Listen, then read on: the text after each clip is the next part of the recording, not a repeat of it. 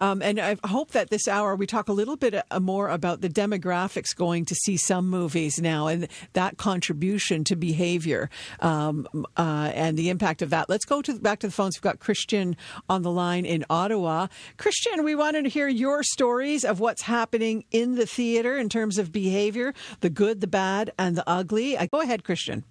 Hey, how you doing? I'm a free time reviewer. I actually host a podcast on my own time, so I'm at the movie theaters like 3 or 4 times a week. Oh, great gig you made for yourself. What you just said about the demographics is really interesting because I do think there's this perception that, young people are always on their phones and they're always scrolling and stuff like that, and that is largely true. I'm 25, and I see a lot of people my age as well at the movie theaters doing that, but I have to say, the phone issue is an across-the-board demographic issue, especially when it comes to screen brightness and etiquette and talking. There is this feeling with the older generation that talking is okay, but just yesterday or 2 days ago, I was seeing I Know What You Did Last Summer, the new film in theaters, and young people scrolling TikTok, older people Googling the actors during the film. And it's just, I think we have this sort of sense of entitlement now that because I'm paying for this, I can engage with the matter how I want. It's not this, I love the theater because of the shared experience, and we go to the theaters to understand things that are bigger than ourselves, to go into these different experiences that we might not get in our own life. But then we have this curiosity to engage with other people's lives while ignoring the people that are in the room with us, right, wanting to engage that matter. So it's this whole paradoxical experience in movie theaters. And I think, honestly, I understand the sing-along screenings. All that stuff is so fun. But just recently, like with the Minecraft movie, seeing the movie becomes a TikTok trend where you go just to throw popcorn and scream and get the theater shut down after 5 minutes. And you're not engaging with the art to see it. You're engaging with the trend.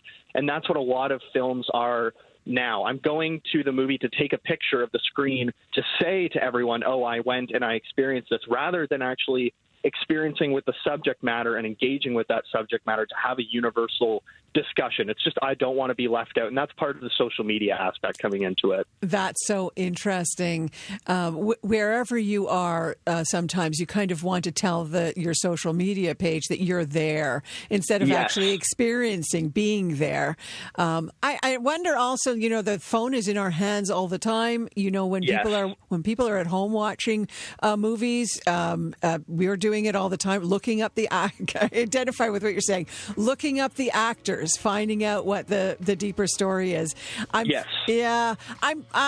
fascinated. Are you still enjoying the movie theater experience then? Look, don't get me wrong. I still love it. I will pay an endless amount of money, as expensive as theaters are getting, and we are pricing out certain people from theaters, which is a huge problem on its own. We need to have more affordable tickets. We need to have more affordable options of going to the theaters, and that's what these really smaller indie film theaters are great for, is they make affordable plans. The larger theaters are not doing that, but I still love the experience. I saw Superman in IMAX on opening night in a packed IMAX theater. Great experience. Just last night, I saw. Did you get applause? 9:30. Did you get applause at the end of the Superman? Yes, absolutely. What is going on?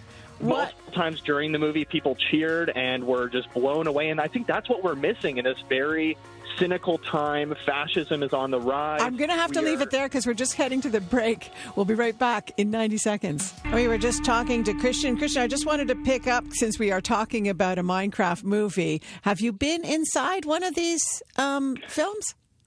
What's so interesting about that is I saw it opening night before it became a TikTok trend. So I actually got to see the movie on its own. And even that night, it was hilarious because, look, it was not a well-received film from general audiences, and it was way more of a laughing at the movie because of how poorly it was made or how goofy it seemed, versus the next week, one of my friends went, and he had the popcorn throwing reaction, and he was like, it was a nightmare because he was the only one there that wasn't really doing it. And it's such a strange thing when, again, you're not engaging with the art, you're engaging with a trend.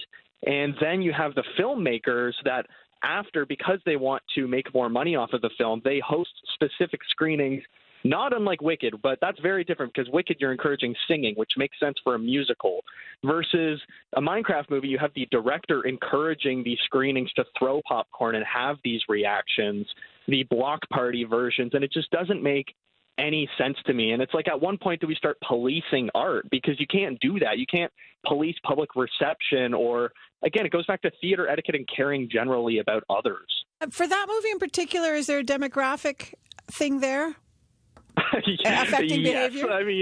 Yes. I mean, 15-year-old boys to 24-year-old boys. I would say high school to university-aged men, 100% yes. Okay. I want to thank you so much, Christian, for sharing your experience. And what a great gig you've made for yourself. Congratulations. Thank you.